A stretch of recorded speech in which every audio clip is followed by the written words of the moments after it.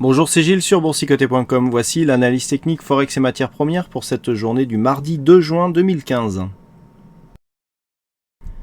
Nous commençons donc par la paire de devises euro-dollar qui s'offre ici une belle remontée en direction de la zone des 1.12 qui était une zone déjà de résistance. Donc on a validé ici un contact avec la zone des 61,8%, donc retracement de Fibonacci.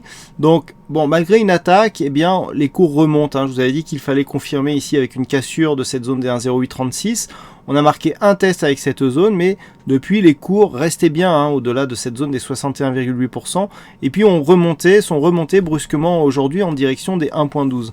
Donc si les cours se stabilisent ici sous cette zone des 1.12, eh bien nous aurons une figure ici que l'on appelle de anse avec tasse, on la voit bien ici, il faut qu'il y ait une stabilisation sous cette zone des 1.12, et donc si nous avons cette figure qui est confirmée, eh bien c'est un peu plus de 300 pips d'objectifs que nous avons, donc des cours qui pourraient rejoindre ici une zone légèrement supérieure à 1.15. Donc autant dire que la rupture ici sera à surveiller avec attention. Malgré tout, on devrait avoir une stabilisation puisque la configuration ici commence à être assez surachetée, même du point de vue du MACD on commence à avoir une belle amplitude, donc sur le contact de cette résistance qui a déjà provoqué un rejet ici sur cette phase, on devrait avoir une phase de temporisation qui devrait intervenir. Toutefois, si les cours passaient ici avec une cassure directe, nous avons d'autres zones intermédiaires avec par exemple cette zone des 1,1280 voire des 1,1374. Mais on attend ici un arrêt sur les 1.12. On a une phase d'exagération ici qui est en cours, ça ne vous a pas échappé, la bougie qui est en train de s'inscrit totalement à l'extérieur des bandes de Bollinger. Ce genre de configuration qui dénote d'un certain excès de hausse sur la paire de devises, normalement, statistiquement, est souvent suivi d'une phase de consolidation. Donc le fait que l'on approche ici une zone de résistance déjà identifiée devrait aider à cela. Donc à surveiller un éventuel contact avec cette zone de 1.12 qui pourrait favoriser une phase de stabilisation. Tant que l'on ne repasse pas ici sous la zone des 1,1066, eh bien il n'y a pas de remise en cause de la réorientation haussière que prend donc cette tendance court terme. Sur le dollar yen, donc suite à la sortie de l'ancienne zone d'évolution en range, eh bien nous avons l'objectif qui a été atteint puisque nous attendions ici un objectif à 124,80. On avait tracé ici un triangle, donc la sortie a été haussière, ce qui a validé donc ce triangle, et on est venu atteindre ici l'objectif. Alors, on avait deux objectifs qui avaient été tracés. Ce premier objectif des 124,80 qui correspondait à un report d'amplitude de la zone de range sur la zone de cassure. Donc ça, c'est fait.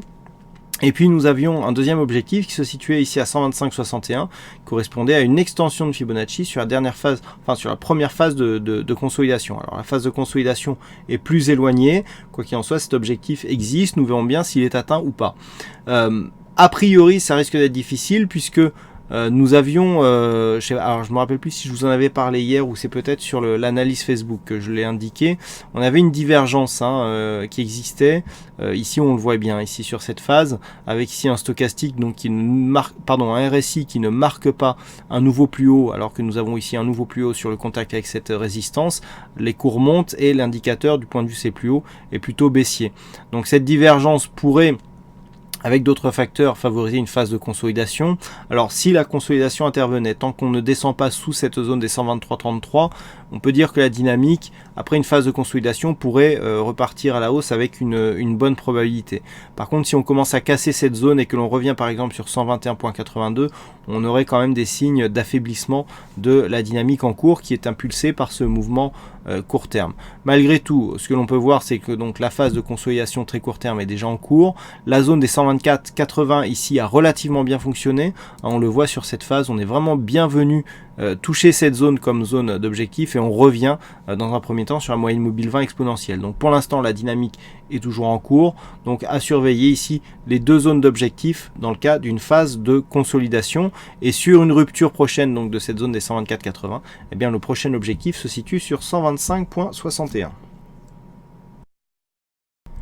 Et enfin sur le gold, une configuration qui ne bouge pas énormément. On est toujours ici sur cette zone de support des 1187 $ l'once. Et on a bien tenté ici une petite accélération au-delà des 1200 points. Puis les cours sont directement revenus sur cette zone de support. On en était proche hier au moment où je faisais cette analyse. Bon, voilà, on est venu dans la nuit donc valider ce contact et on se stabilise. Donc d'un point de vue court terme, il n'y a pas grand chose à dire. On a toujours ici en attente d'un objectif à 1179 $ l'once pour valider un retracement total de la précédente dynamique court terme, mais a priori c'est la phase de stabilisation sur cette ancienne zone de support majeur qui a été un petit peu attaquée depuis, qui pour l'instant fait office de zone de repli suite à cette phase de hausse manquée, puisque malgré un nouveau point haut court terme, les cours sont redescendus et sont revenus chercher ici cette zone horizontale. Donc pour l'instant on attend une éventuelle cassure de cette zone des, on va dire 1205, on donnera une cassure ici des 1208 qui pourrait réimpulser un mouvement haussier en direction des 1223, mais tant que nous sommes ici entre ces 1208 et cette zone des 1187, on neutralise la dynamique court terme, donc dans l'attente ici d'une éventuelle petite phase de baisse qui nous ramènerait sur cet objectif des 1179 $ l'once. Par contre sur une rupture des 1179, les objectifs ici se situent sur 1165 et 1150 $ l'once.